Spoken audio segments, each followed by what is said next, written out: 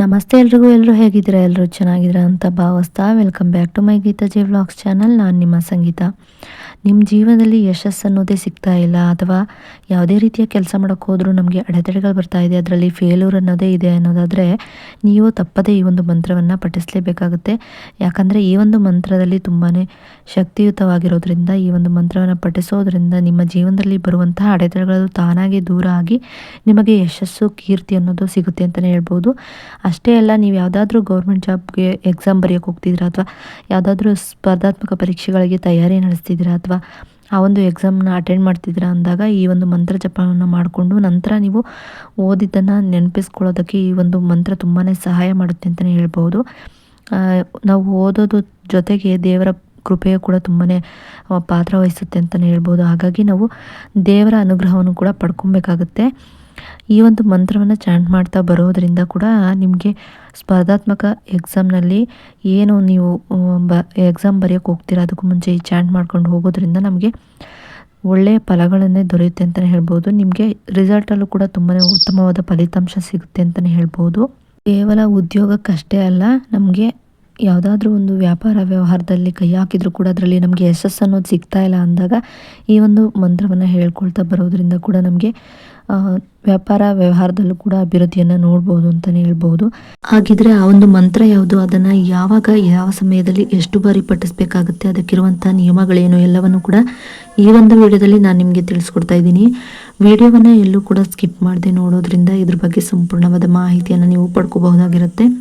ಇನ್ನು ವಾರಾಹಿ ತಾಯಿಯ ಅಥವಾ ಬೇರೆ ಯಾವುದೇ ಮಂತ್ರಗಳಾದರೂ ಕೂಡ ಎಲ್ಲ ಮಂತ್ರಗಳನ್ನು ಪಠಿಸೋದಕ್ಕೂ ಮುಂಚೆ ನೀವು ಶುದ್ಧವಾಗಿರಬೇಕಾಗುತ್ತೆ. ನಾನ್ ವೆಜ್ಜನ್ನು ತಿಂದು ಯಾವುದೇ ಮಂತ್ರಗಳನ್ನಾಗಲಿ ಅಥವಾ ಯಾವುದೇ ಒಂದು ಪೂಜೆನಾಗಲಿ ಮಾಡಬಾರ್ದು. ಕೆಲವರು ನಾನ್ ವೆಜ್ಜನ್ನು ತಿಂದು ಕೂಡ ಮಂತ್ರಗಳನ್ನು ಪಠಿಸ್ತಾರೆ. ಅದನ್ನು ಮಾಡೋದ್ರಿಂದ ನಮಗೇನೆ ನೆಗೆಟಿವ್ ಎನರ್ಜಿ ತುಂಬಾ ಅಟ್ರಾಕ್ಟ್ ಆಗುತ್ತೆ ಅಂತಲೇ ಹೇಳ್ಬೋದು. ಅದರಿಂದ ನಮಗೇನೆ ತುಂಬ ಸಮಸ್ಯೆಗಳು ಬರ್ತಾನೆ ಹೋಗುತ್ತೆ. ಹಾಗಾಗಿ ನಾವು ಯಾವುದೇ ಒಂದು ಮಂತ್ರಗಳನ್ನು ಪಠಿಸೋದಕ್ಕೂ ಮುಂಚೆ ಶುದ್ಧವಾಗಿರಬೇಕು. ನಾನ್ ವೆಜ್ಜನ್ನು ಏನಾದರೂ ತಿಂದಿದ್ರೆ ಸ್ನಾನ ಮಾಡಿಕೊಂಡು ನಂತರ ಮಂತ್ರಗಳನ್ನು ಪಠಿಸೋದು ಉತ್ತಮ. ನಾನ್ ವೆಜ್ ಏನೂ ತಿಂದಿಲ್ಲ ಅಂದರೆ ಕೈಕಾಲು ಮುಖ ತೊಳ್ಕೊಂಡು ಶುದ್ಧವಾಗಿರೋ ಸ್ಥಳದಲ್ಲಿ ಅಥವಾ ನಿಮ್ಮ ದೇವರ ಮನೆಯಲ್ಲಿ ಕೂತ್ಕೊಂಡು ಮಂತ್ರಗಳನ್ನು ಪಠಿಸಬೇಕಾಗುತ್ತೆ. ಇನ್ನು ಬ್ರಾಹ್ಮಿ ಮುಹೂರ್ತದಲ್ಲಿ ತುಂಬಾ ಯಾವುದೇ ಒಂದು ಮಂತ್ರಗಳನ್ನು ಪಠಿಸಬೇಕಾದ್ರೂ ಬ್ರಾಹ್ಮಿ ಮುಹೂರ್ತದಲ್ಲಿ ಪಠಿಸಿ ಅಂತಲೇ ಹೇಳ್ತೀನಿ. ಯಾಕಂದರೆ ಆ ಒಂದು ಸಮಯದಲ್ಲಿ ಕಾಸ್ಮಿಕ್ ಎನರ್ಜಿ ಅನ್ನೋದು ಹೆಚ್ಚಾಗಿ ನಮಗೆ ಸಿಗುತ್ತೆ. ಅಂದರೆ ಬ್ರಾಹ್ಮಿ ಮುಹೂರ್ತ ಶುರುವಾಗೋದು 3:20ರಿಂದ 6 ಗಂಟೆ ಒಳಗೆ. ಈ ಒಂದು ಸಮಯದಲ್ಲಿ ನೀವು ಮೊದಲು ಧ್ಯಾನವನ್ನು ಮಾಡಿ ನಂತರ ನೀವು ಮಂತ್ರಗಳನ್ನಾಗಲಿ ಶ್ಲೋಕಗಳನ್ನಾಗಲಿ ಪಠಿಸೋದ್ರಿಂದ ಅದು ನಮಗೆ ಸಿದ್ಧಿಯಾಗುತ್ತೆ ಅಂತಲೇ ಹೇಳ್ಬೋದು. ಯಾಕಂದರೆ ಕಾಸ್ಮಿಕ್ ಎನರ್ಜಿ ಆ ಒಂದು ಸಮಯದಲ್ಲಿ ನಮಗೆ ಹೆಚ್ಚಾಗಿ ಸಿಗೋದ್ರಿಂದ, ಹಾಗೆ ಯಾವುದೇ ಒಂದು ರೀತಿಯ ತೊಂದರೆಗಳು ಇಲ್ಲದೆ ಇರೋದ್ರಿಂದ ನಮಗೆ ಆ ಕಾಸ್ಮಿಕ್ ಎನರ್ಜಿಯಿಂದ ನಮಗೆ ತುಂಬಾ ಒಂದು ಪಾಸಿಟಿವ್ ಎನರ್ಜಿಯನ್ನು ಸಿಗೋದ್ರಿಂದ ನಾವು ಏನೇ ಒಂದು ಮಂತ್ರಗಳನ್ನು ಸಿದ್ಧಿ ಮಾಡ್ಕೊಳ್ಳೋದಾದರೂ ಕೂಡ ಇಷ್ಟೊಂದು ಸಾರಿ ಜಪ ಮಾಡಬೇಕು ಅಂತ ಇರುತ್ತೆ. ಅಷ್ಟು ಸಾರಿ ನಾವು ಜಪ ಮಾಡಿದಾಗ ಆ ಮಂತ್ರಗಳು ಜೊತೆಗೆ ನಮಗೆ ಕಾಸ್ಮಿಕ್ ಎನರ್ಜಿ ನಮ್ಮ ಬಾಡಿಗೆ ಸಿಗ್ತಾ ಹೋಗೋದ್ರಿಂದ ಮಂತ್ರಗಳು ಕೂಡ ಸಿದ್ಧಿಯಾಗುತ್ತೆ ಅಂತಲೇ ಹೇಳ್ಬೋದು. ಹಾಗೆ ದೈವ ಅನುಗ್ರಹ ಕೂಡ ಆಗುತ್ತೆ. ಹಾಗೆ ಆಧ್ಯಾತ್ಮಿಕವಾಗಿ ಮುಂದುವರಿಬೋದು ಅಂತಲೇ ಹೇಳ್ಬೋದು. ಆಧ್ಯಾತ್ಮದಲ್ಲಿ ಯಾರಿಗೆ ತುಂಬಾ ಹೆಚ್ಚಿನ ಆಸಕ್ತಿ ಇರುತ್ತೆ ಅಂಥವರು ಆ ಒಂದು ಸಮಯದಲ್ಲಿ ಧ್ಯಾನವನ್ನು ಮಾಡಿ ನಂತರ ಮಂತ್ರಗಳನ್ನು ಪಠಿಸೋದ್ರಿಂದ ನಮಗೆ ಉತ್ತಮವಾದ ಫಲಗಳನ್ನು ನಾವು ನೋಡ್ಬೋದು ಅಂತಲೇ ಹೇಳ್ಬೋದು.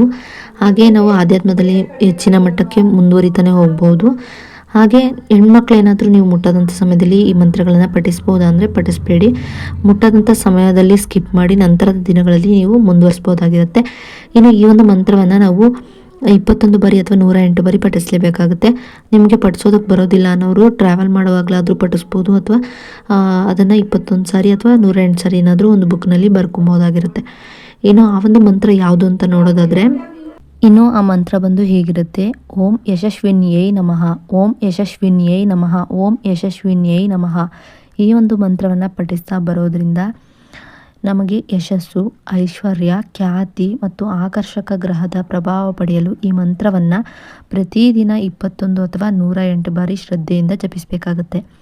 ಇನ್ನು ಸೌಭಾಗ್ಯ, ಉದ್ಯೋಗ ಪ್ರಗತಿ ಮತ್ತು ಮನೆಯಲ್ಲಿ ಹಣದ ಸಮಸ್ಯೆ ಸಲುವಾಗಿ ಇದು ಕೂಡ ಪರಿಹಾರವನ್ನು ನೀಡುತ್ತೆ ಅಂತಲೇ ಹೇಳಬಹುದು.